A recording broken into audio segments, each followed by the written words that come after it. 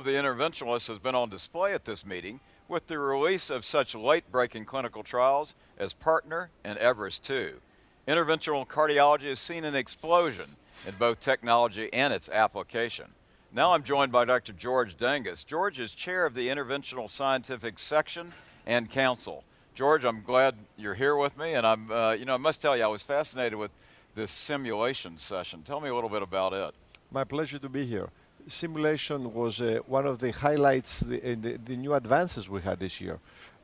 These new procedures, the aortic valve, the mitral valve, and many more, including even radial, Right. or even further down the line, aneurysm work, have special programs that doctors can try out the new devices and the new strategies that can be used during the procedures with a real-time feedback. And that has been very, very well received. We're expanding this program, and we have working out a special working group that will create more of those simulation sessions, and so we would also have them available not only for personal preference and practice use, but also for real MOC credit for recertification.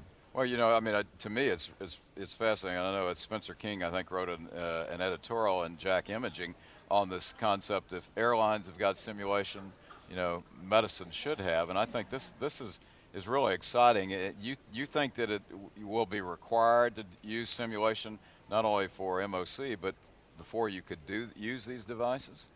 I think it would be very reasonable. The entire strategy is a little different with some of these devices than what we used to, and I think it would be great to have a training program, so to speak, that would include a cognitive part. I guess that's the easiest part, right. And then go on to a simulation part and a hands-on experience before you start it up either as a clinical trial or as a clinical practice, in fact. I mean, it makes all the sense in the world. Obviously, the TAVI valves, Partner, and all of that has been big here, but the technology is expanding, no doubt at all about it. But it's also sort of transformational in how the interventionalist works with the cardiovascular surgeon. Give me your thoughts on that. Absolutely. We have many areas, in fact. It's not only the valve and the aortic valve. It's also the mitral coming right. up. We heard results from STITCH, cardiomyopathy, ischemic cardiomyopathy. Right. Again, something the surgeon should be discussing more about which to take on and not take on. Triple vessel disease with syntax score groups, etc. That's another area that also gives more meat into those discussions, because I tell you, we haven't been discussing for years because we didn't have much to discuss. But once you get these objective measures, all of a sudden the discussions can be quite interesting.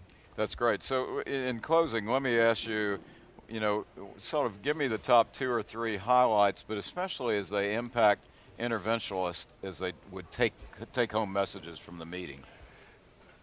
I think we already talked a little bit about the valve, and I think that's an obvious one. Okay. Let me go ahead to also say that despite wide expectations, I did not find the radial procedure to offer pretty much major advantages or any significant advantage over the femoral, even including bleeding.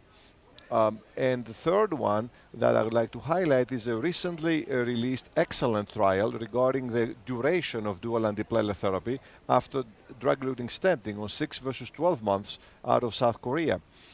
It looks like there may be some detriment only in diabetics, and also a detriment with first generation rather than second generation stents. So I think that may be quite interesting to find out the follow-up and see if indeed by use of a newer stents right.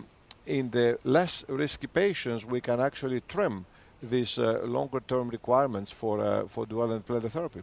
So that would have major impact. George, very exciting meeting for interventionalists and all of us that are not interventionalists. A lot of neat news, and I appreciate you being with us. Thanks very much. My pleasure.